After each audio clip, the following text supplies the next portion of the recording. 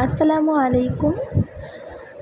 আশা করি সবাই ভালো আছেন। আজকে আমি একটি রেসিপি শেয়ার করব ডিমের, যেটা আমি মসুর ডাল দিয়ে রান্না করেছি। আমরা সাধারণত বুটের ডাল দিয়ে ডিম রান্না করি, কিন্তু মসুর ডাল দিয়ে খুব কমই রান্না হয় না আসলে। কিন্তু মসুর ডাল দিয়ে ডিম রান্না করলে যে কতটা মজা লাগে তা আসলে যে রান্না করবে এবং খাওয়ার পরেই বুঝতে পারবে।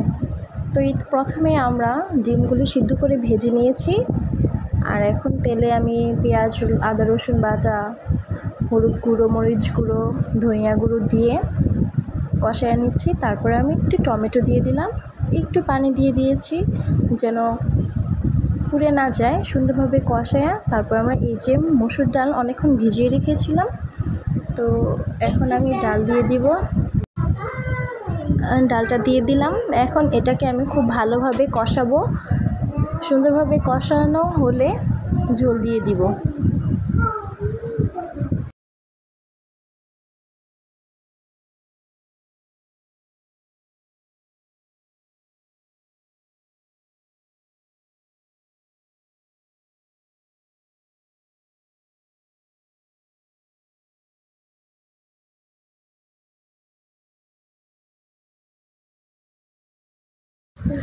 একটু লবণ দিয়ে দিলাম। আমি প্রথমে তেলের মধ্যে একটু লবণ দিয়ে ডিমগুলো ভেজেছিলাম, যার জন্য আমি পরে একটু লবণ টেস্ট করে দেখলাম যে না, লবণ লাগবে, তাই লবণ দিয়ে দিলাম। খুব ভালোভাবে কষানো হয়ে গিয়েছে, এখন আমি ঝোল দিয়ে দিব।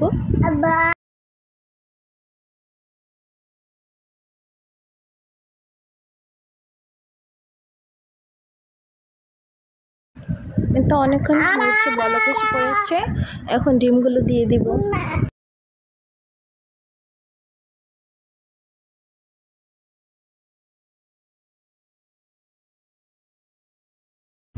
এখন আমি ভাজা জিরের গুঁড়ো দিয়ে দিয়েছি এবং শেষে আমি 3-4টা কাঁচামরিচ দিয়ে দিব শুধু ফ্লেভারের জন্য।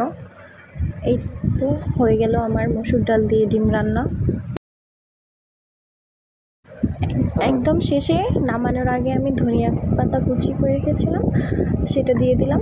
এই তো খুব সুন্দর হয়েছে মাশাআল্লাহ, খেতেও খুব ভালো লাগবে ইনশাল্লাহ।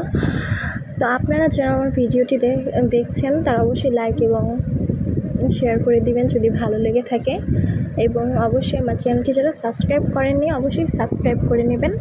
আজকের ভিডিওটি এ পর্যন্তই। আল্লাহ হাফিজ। এই তো রান্না টান্না শেষ, এখন খাওয়ার পালা। খেয়ে বুঝবো কেমন হয়েছে, ইনশাল্লাহ ভালোই হবে। তো সবাই ভালো থাকবেন। আল্লাহ হাফিজ। আসসালামু আলাইকুম।